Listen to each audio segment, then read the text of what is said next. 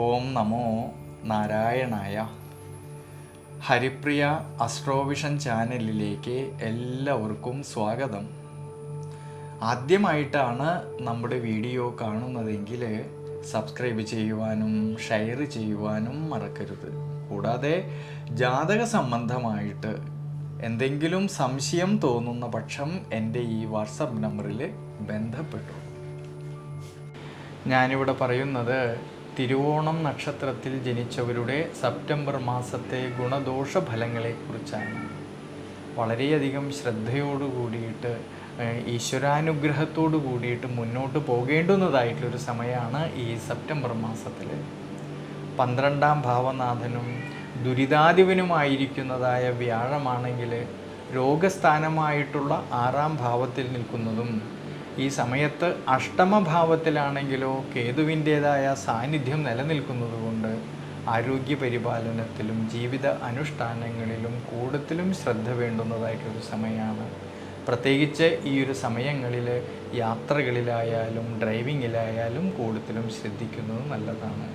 അതുകൊണ്ട് കഴിവതും അനാവശ്യമായിട്ട് വരുന്നതായ യാത്രകളെ ഒഴിവാക്കുന്നത് ഈ ഒരു സമയത്ത് വളരെ നല്ലതാണ്.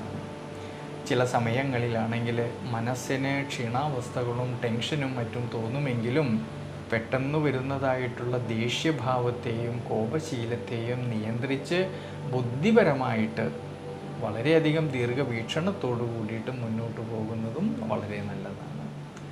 കർമ്മസംബന്ധമായിട്ട് ചിന്തിക്കുമ്പോഴാണെങ്കിൽ ഗുണദോഷ സമ്മിശ്രമായിട്ടുള്ള ഫലം കാണുന്നുണ്ട് ഈ ഒരു സമയങ്ങളിൽ.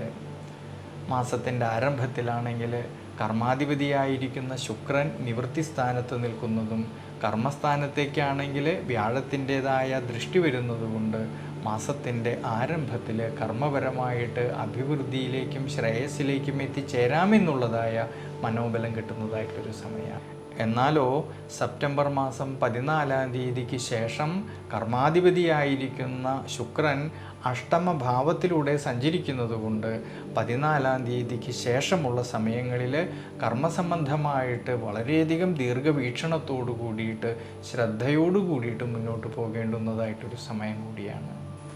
വിദ്യാർത്ഥികൾക്കാണെങ്കിൽ കഠിനാധ്വാനം ചെയ്ത് പഠിക്കുന്ന കാര്യങ്ങളിലേക്ക് കൂടുതൽ ശ്രദ്ധ കൊടുക്കുന്ന പക്ഷം വിജയസാധ്യത കാണുന്നുണ്ട് ഈ ഒരു സമയങ്ങളിൽ. ധനപരമായിട്ടാണെങ്കിലും കുടുംബപരമായിട്ടാണെങ്കിലും ഭാര്യാഭർത്തൃ ബന്ധങ്ങളിലും സന്താനഭാവങ്ങളിലും എല്ലാം വളരെയധികം ശ്രദ്ധയോടു കൂടിയിട്ട് മുന്നോട്ട് പോകുന്ന പക്ഷം ഗുണാനുഭവങ്ങൾക്കും അഭിവൃദ്ധിക്കുമെല്ലാം സാധ്യത കാണുന്നുണ്ട്. പ്രത്യേകിച്ച് ഈ സെപ്റ്റംബർ മാസത്തിൽ ഈശ്വരാനുഗ്രഹത്തോടു കൂടിയിട്ട് വളരെയധികം ശ്രദ്ധയോടു കൂടിയിട്ട് മുന്നോട്ട് പോകുന്ന പക്ഷം അഭിവൃദ്ധിക്കും മനസ്സന്തോഷത്തിനും അനുകൂല സ്ഥിതി കാണുന്ന സമയമാണ്. അതുകൊണ്ട് വിഷ്ണു ക്ഷേത്രത്തിൽ അഷ്ടോത്തര മന്ത്രം കൊണ്ട് ഭഗവാൻ അർച്ചന ചെയ്ത് പ്രാർത്ഥിക്കുന്നത് ഈ സമയത്ത് വളരെ നല്ലതാണ്.